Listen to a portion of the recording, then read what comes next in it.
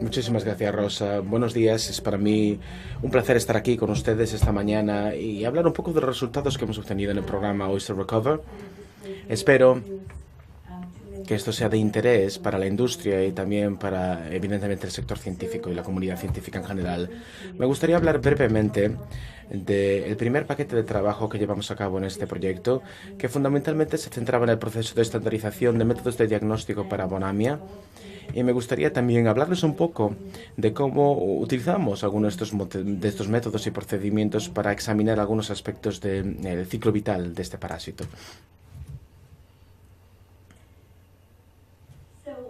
Así que, en primer lugar, como es obvio, el tipo de ostra plana que nos ocupa, Ostra edulis, es una especie muy importante en Europa y es una de, digamos, de nuestras especies de bivalvos nativa o indígena.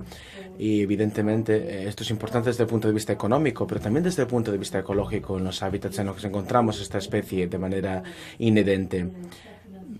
Es importante tener en cuenta el hecho de que también proporciona hábitats para otros organismos y otros microorganismos marítimos, así que nos interesa en gran medida mantener y conservar esta especie de gran importancia, tanto económica como ambiental. Hoy me gustaría hablarles de un parásito que ciertamente ha ocasionado problemas muy importantes para esta ostra en Europa y que es un parásito que tiene impacto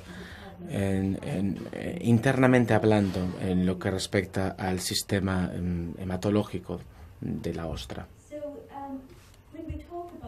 Cuando hablamos del bonamia, este parásito, se trata de un parásito que fue introducido en Europa, probablemente en torno al año 1970, en esa década.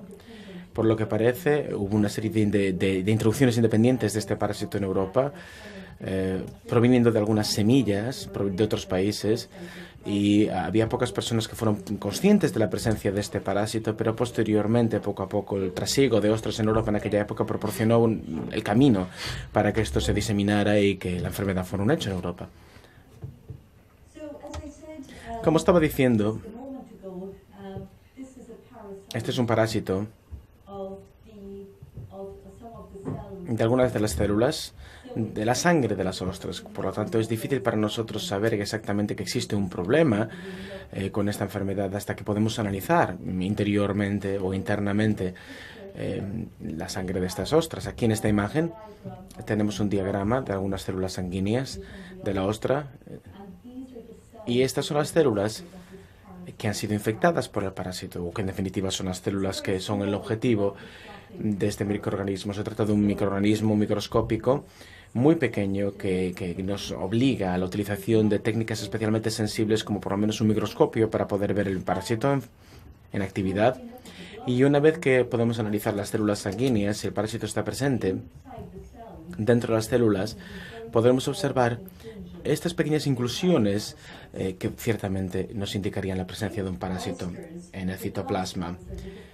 Evidentemente, estas células suponen el sistema inmunológico de la ostra. Por tanto, si la ostra entra en contacto con un parásito como este, las células sanguíneas en funcionamiento normal, las células del sistema inmunológico, lo que van a hacer es acercarse e intentar atrapar estos parásitos en su citoplasma con el objetivo de eliminarlas.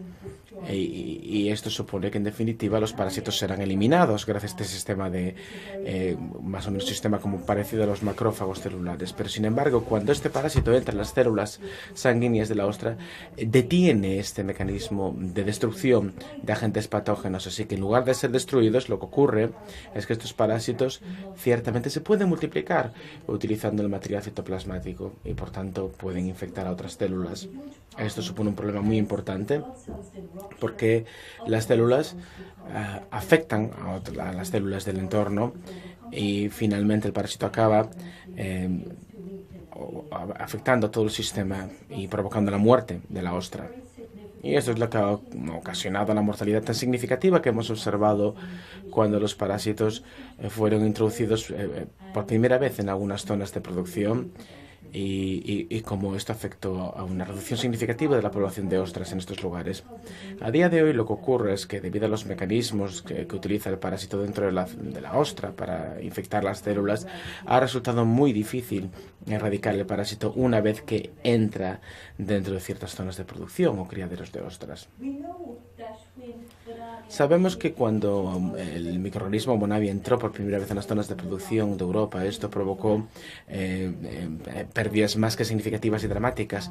Así que en cuestión de unos años, la mortalidad en algunas zonas llegó a alcanzar hasta un 80 o 90%. Y a lo largo del tiempo, la relación que se estableció entre el parásito y la ostra ha ido cambiando. Los números de ostras se han visto reducidos significativamente y por tanto ya no vemos esta tasa de mortalidad tan significativa que veíamos al principio. Pero desafortunadamente el parásito todavía está afectando a las ostras y manteniendo los niveles bastante bajos. Si analizamos, por tanto, las ostras en las zonas de cría, podemos observar claramente que resulta difícil saber si Bonamia está presente o no en estas ostras. Podemos observar, por ejemplo, algunas ostras abiertas, pero en otras ocasiones no va a ser el caso y, sin embargo, el parásito seguirá estando presente. Por tanto, como resultado de ello, con este parásito es muy importante abrir la ostra y analizar internamente y analizar las células del animal antes de que podamos determinar si en primer lugar el parásito está presente o no y en segundo lugar qué nivel, digamos, de presencia de este parásito es alcanzado. En este proyecto lo que hemos hecho ha sido intentar determinar los métodos disponibles para la detección de Bonamia. A lo largo de los años ha habido una gran cantidad de investigaciones realizadas sobre diferentes métodos diagnósticos que han ido aumentando progresivamente su sensibilidad y que además han sido cada vez más eficaces y más rápidos en la detección.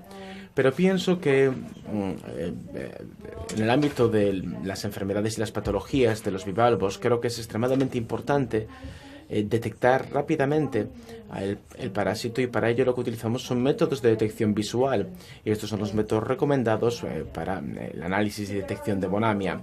Hay por tanto una serie de procedimientos visuales como por ejemplo en primer lugar a modo de rutina utilizamos este tipo de sistema que sería en primer lugar la búsqueda de huellas cardíacas.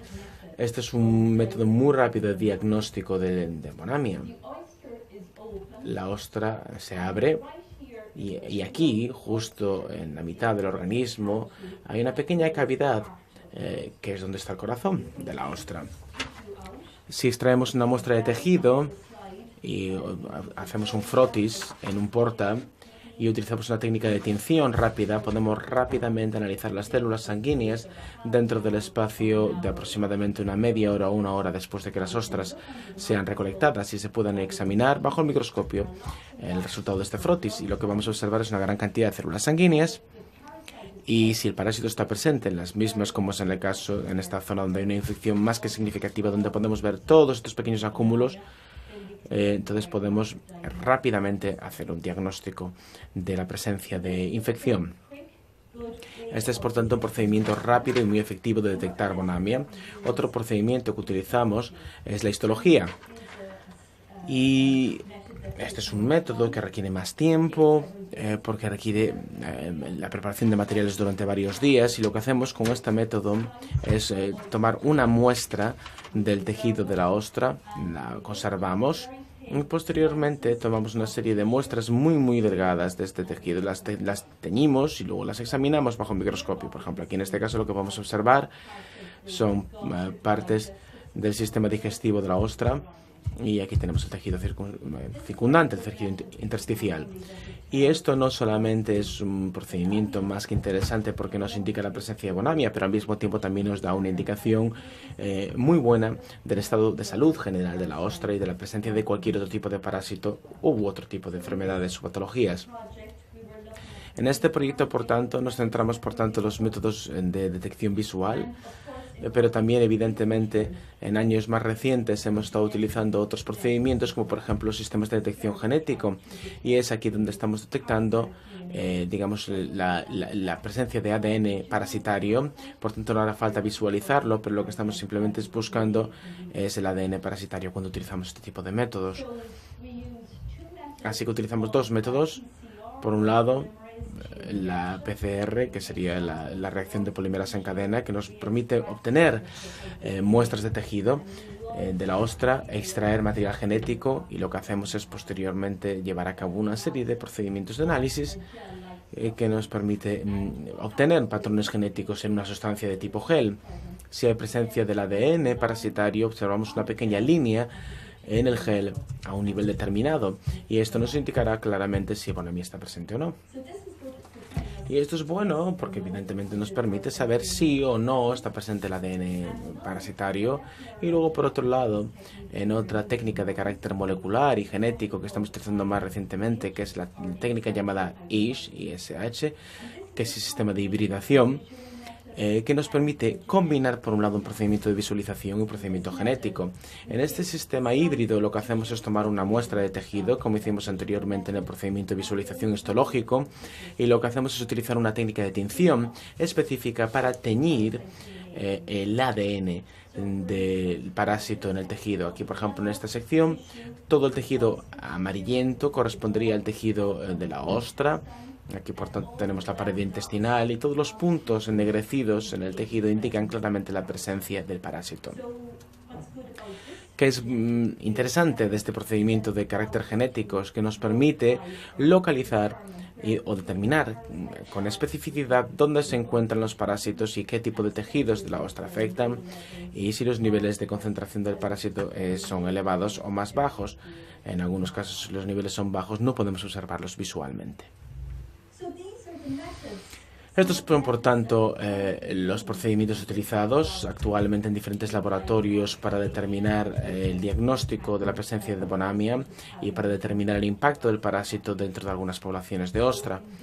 Y en este estudio lo que hicimos, por tanto, fue intentar comparar todos estos procedimientos diagnósticos y determinar qué similaridad había entre los resultados obtenidos por los diferentes laboratorios utilizando los mismos métodos y utilizando también las mismas muestras o los mismos animales para poder detectar la presencia de este parásito. Lo que queríamos, por tanto, era comparar el sistema de tinción o de obtención de muestras del corazón, el procedimiento histológico de visualización, la reacción de polimerasa en cadena y el proceso de hibridación, el ISH. Y lo que hicimos fue, por tanto, obtener muestras de una gran cantidad de muestras en algunos puntos concretos de Irlanda donde está presente Bonamia. Después preparamos la serie de muestras para cada una de las técnicas de visualización y de diagnóstico. Y lo que hicimos fue obtener múltiples réplicas o muestras semejantes para cada uno de los procedimientos diagnósticos. Después analizamos las muestras en nuestro laboratorio de Irlanda. Algunas de las muestras fueron enviadas al CIMA aquí en España y otras fueron enviadas también al CEFAS en el Reino Unido.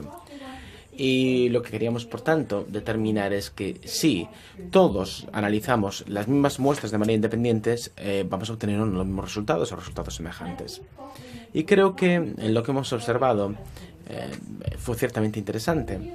Cuando empleamos sistemas de detección visual, es decir, cuando intentamos determinar la presencia del parásito, ya sea en las células sanguíneas o en el tejido de la ostra, observamos que los resultados son bastante consistentes, es decir, hay bastante similaridad entre laboratorios. Es decir, cuando la gente es formada y tiene experiencia en la detección de Bonamia en general, los resultados son bastante coherentes con este tipo de sistema de detección, porque en este procedimiento el investigador puede visualizar el parásito, confirmar su presencia, pero además también nos permite determinar el nivel de infección presente.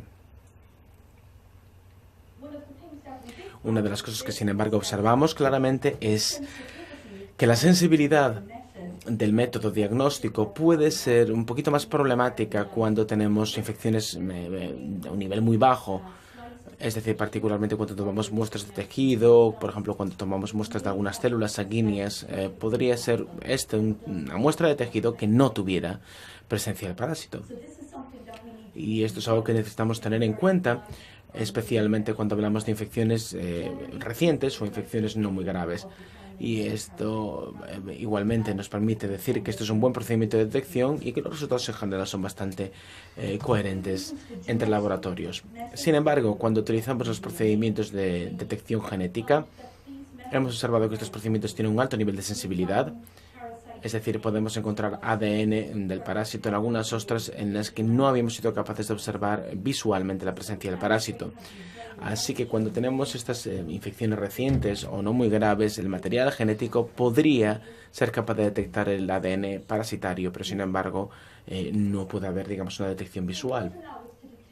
Esto nos permite, por tanto, detectar niveles muy bajos de infección, como ya he dicho, pero sin embargo, el tema o el problema que hemos encontrado con este procedimiento de detección es que cuando tenemos estos resultados positivos donde no hay visualización, entonces tenemos que tener mucho cuidado en la interpretación de dichos resultados. ¿Por qué? Porque a lo mejor puede ser que estemos detectando bonamia que fuese indicativa de una infección reciente, una nueva infección, pero también podríamos detectar bonamia que simplemente hubiese, digamos, infectado la célula o la ostra en algún momento determinado, pero que hubiera sido destruida por su propio sistema inmunológico. O células que, sin embargo, todavía no son capaces de causar reinfección, así que hay que tener cuidado en la interpretación de estos resultados. Cuando comparamos los resultados entre los 3 laboratorios, para estos procedimientos de detección, observamos que sí que había alguna variación entre los laboratorios, cierta variabilidad. Y lo que observamos particularmente es que infecciones muy ligeras también pueden pasar desapercibidas. Y esto nuevamente es indicativo probablemente de infecciones en una fase muy incipiente, en la que bonamia, como hemos observado en estudios, se puede, digamos, adherir a parte del tejido intestinal o digestivo, o incluso las agallas de la ostra, y esto puede estar a lo mejor muy localizado. Y cuando utilizamos todos estos procedimientos de detección genética, tomamos unas pequeñas porciones de las agallas de la célula, del animal, es decir, una muestra muy pequeña. Por tanto, en esta pequeña muestra del tejido de la ostra podemos o no tener presencia de bonamia. Por tanto, es una porción de tejido muy pequeña y no es tan revelador. Es decir, algunas infecciones muy incipientes o un poco nivel de diseminación podrían no ser detectadas.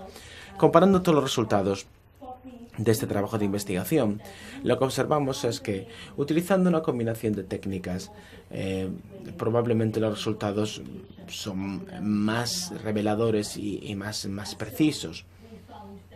Y observamos que, por tanto, utilizando, por ejemplo, por un lado, la obtención de tejido cardíaco y los procedimientos moleculares, o por ejemplo, una combinación de la visualización histológica y los procedimientos moleculares, esto nos permite obtener el nivel más elevado de diagnóstico y la indicación más precisa de la presencia y los niveles de presencia del parásito en las ostras. Lo que también podemos decir de los resultados de este trabajo es que un procedimiento de detección por visualización puede ser muy útil para la detección de bonamia, y esto es un método que se puede emplear tanto por digamos, la población científica como por la industria, porque es un procedimiento rápido, es relativamente económico, y los resultados además se pueden obtener en un periodo relativamente corto de tiempo. Puede resultar útil para ciertas personas si, por ejemplo, quieren evaluar o analizar las poblaciones de ostras digamos, en tiempo real, y poco a poco obtener confirmación y ratificación por parte de los organismos reguladores. Con el procedimiento de tejido cardíaco, como ya he dicho previamente, obtenemos una pequeña muestra de este tejido cardíaco, lo colocamos en los portas, dejamos que se seque en aproximadamente un par de minutos en contacto con el aire. Utilizamos métodos de tinción y esto nos permite, digamos, teñir en aproximadamente 2 minutos cada uno de los porta, y posteriormente lo colocamos en el microscopio para analizar la presencia del parásito. Es decir, no hace falta un microscopio muy potente y rápidamente se puede observar las células bajo el microscopio y ver si hay contaminación o no. Es decir, puede ser un procedimiento muy rápido y muy sensible para determinar la presencia de este parásito. Me gustaría dar simplemente un ejemplo de cómo utilizamos algunos de estos resultados provenientes del procedimiento diagnóstico para llevar a cabo trabajo de investigación adicional en este proyecto. Una vez que validamos los procedimientos de diagnóstico y las técnicas existentes, y una vez que las comparamos entre los laboratorios, y una vez que pudimos determinar también qué medidas eran las adecuadas para cada uno de los procedimientos interesantes de estudio de bonamia, utilizamos la información obtenida para determinar cómo el parásito se mantiene dentro del entorno y cómo puede permanecer, digamos, en una zona de producción o cría de ostras durante un periodo largo de tiempo. Sabemos de nuestro trabajo de investigación sobre el Bonamia que en aquellos ámbitos en los que el parásito fue introducido en zonas de cría en Europa en torno a la década de los 70 del siglo pasado, todavía hay presencia de este parásito en la actualidad. Aún a pesar de que, digamos, las poblaciones de ostras en esas zonas de cría se han reducido significativamente y aún a pesar de que hemos llevado a cabo diferentes ensayos y estudios a lo largo del tiempo,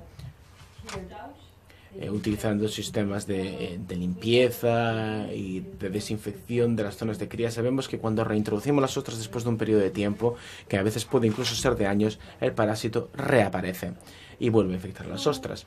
Por tanto, es un parásito persistente y como parte de este proyecto y de la investigación que estamos llevando a cabo, queríamos intentar entender cómo se mantiene este parásito en el entorno y si utiliza cualquier otro tipo de medio en el entorno circundante para poder mantenerse con vida y reinfectar a las ostras cada vez que se reintroducen en la zona de cría. Una de las cosas interesantes también que observamos es que podría existir o no una transmisión vertical. Lo que queremos decir con esto es si es posible transmisión materno-filial, es decir, si podemos transmitir a través de la reproducción este parásito a las jóvenes ostras o a las larvas en su fase de desarrollo.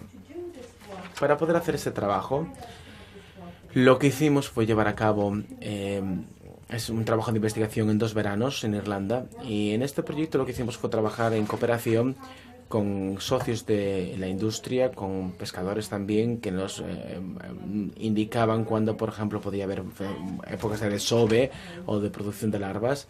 Y durante estos 2 veranos analizamos un total de 500 ostras provenientes de 3 lugares de producción de Irlanda. De estas 500 ostras, 78 ostras tenían larvas dentro de la cavidad calcárea, dentro de su concha. Y cuando utilizamos estos procedimientos genéticos para poder determinar la presencia de Bonamia, observamos que 4 de estas 78 muestras tenían larvas infectadas, es decir, que dieron positivo a Bonamia. Lo que nos muestra es que esto es que incluso cuando las larvas están dentro de la concha de la ostra madre, todavía pueden estar expuestas a la presencia de este parásito y podrían reaccionar al mismo y ser infectadas. Y esto es interesante porque hasta recientemente sabíamos, por ejemplo, que son las ostras de edad más avanzada que tienen mayor susceptibilidad al desarrollo de infecciones o a alcanzar niveles más elevados de infección, pero ahora entendemos también que en todas las fases del ciclo vital de la ostra podría haber un impacto de este parásito. Lo que también resultó interesante de las muestras que analizamos es que las ostras progenitoras no estaban infectadas en algunos casos por Bonamia, mientras que sin embargo las larvas sí lo estaban. Algunos de nuestros colegas franceses observaron que, por ejemplo, podía haber transmisión entre las ostras de madres a hijas, de madres a larvas, y en cualquier caso lo que observamos claramente es que las larvas pueden ser infectadas simplemente por el contacto con el entorno circundante. Y dado que esto es un hallazgo relativamente novedoso, todavía no sabemos hasta el momento qué impacto podría tener este tipo de hallazgos sobre las tasas de supervivencia de las larvas, especialmente en la fase de reproducción de los animales. Por tanto, parece ser, vuelvo a repetir, que el Bonamia tiene impacto sobre todas las fases del ciclo vital de la ostra. El otro aspecto que queríamos entender es un trabajo que hemos también llevado a cabo en una serie de proyectos financiados por la Unión Europea y que hemos podido continuar en este proyecto Oyster Recover, determinando la presencia y el papel de otros animales en las zonas de cría de las ostras como portadoras o como elementos de transmisión de la enfermedad. Nuevamente, trabajamos con agentes comerciales, productores, sobre todo en las fases de recolección de las ostras, que nos permitirían, por tanto, recolectar los animales presentes, digamos, antes del proceso de dragado y obtención de las ostras. Las muestras se analizaron tanto en Francia como en Irlanda y en este estudio analizamos un total de 666 animales y utilizamos estos métodos de diagnóstico para ver si había presencia de este parásito en otros de los animales. Aquí tenemos algunos ejemplos divergentes, pero lo que quiero transmitir es que analizamos todo lo que pudimos: gusanos, anélidos, estrellas de mar, crustáceos, todo tipo de animal que, digamos, estuviera presente en la zona de cría. Lo que observamos fue que cuando analizamos todos estos animales utilizando los procedimientos de detección genética, un número relativamente bajo de los mismos tenía infección por bonamia, y esto ya se había observado en investigaciones previas.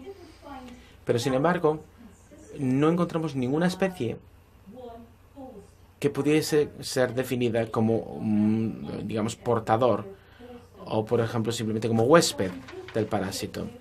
Pero, sin embargo, lo que fuimos capaces de detectar y deducir de este trabajo de investigación es que algunos animales concretamente pueden ser portadores incidentales o accidentales de bonamia. Si tenemos una ciudad de cría y hay otros animales presentes en torno a las ostras y al sedimento, puede que accidentalmente sean contaminadas por bonamia, o puede ser que se quede, digamos, vinculado a la superficie, conchas o aparato motor de estos animales, y esto, por tanto, permite la transmisión y diseminación del parásito. Por tanto, lo que hemos aprendido a través de este procedimiento de investigación es que los procedimientos de evaluación diagnóstica utilizando tejido cardíaco son baratos y rápidos para el diagnóstico de bonamia. Es un procedimiento que se puede utilizar como rutina en la industria, y lo que hemos observado desde el punto de vista de la investigación y de los cuerpos de reguladores es que se recomienda que al menos se utilicen dos métodos al mismo tiempo para poder detectar la presencia de bonamia.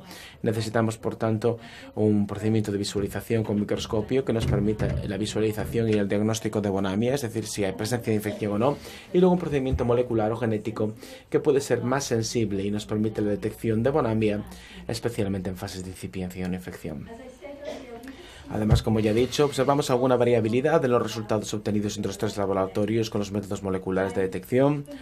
Y cuando debatimos esto entre los socios colaboradores y determinamos las medidas empleadas, observamos que había algunas, digamos, diferencias en los protocolos internos empleados por los diferentes laboratorios, y estas diferencias pueden radicar, por ejemplo, en el hecho de que haya personas que utilicen diferentes métodos para la extracción del ADN o del material genético. Puede ser que utilicen también diferentes tipos de equipo.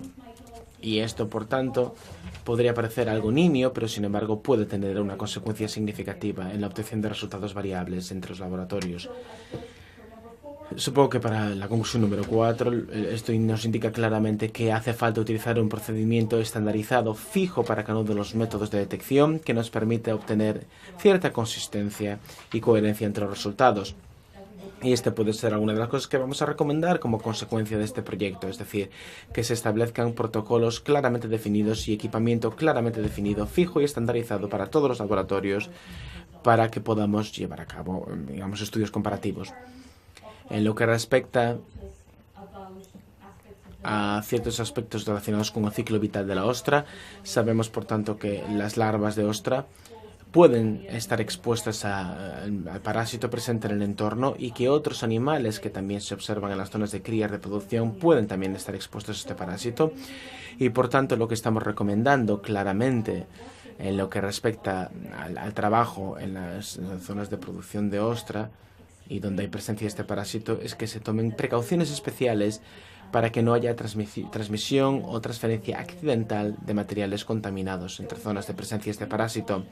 Es decir, hay que tener muchísimo cuidado cuando se utiliza equipamiento, cuando se pasa de alguna zona u otra, porque bonamia podría estar presente en el agua, o si, por ejemplo, hay cualquier tipo de movimiento de los animales presentes que no sean ostras, es decir, cualquier otro tipo de población que pueda estar presente en el barro, en el limo sedimentario, y que podrían, por tanto, transportar esta infección y hacer que esté presente en otras zonas previamente no infectadas. Muchísimas gracias por su atención.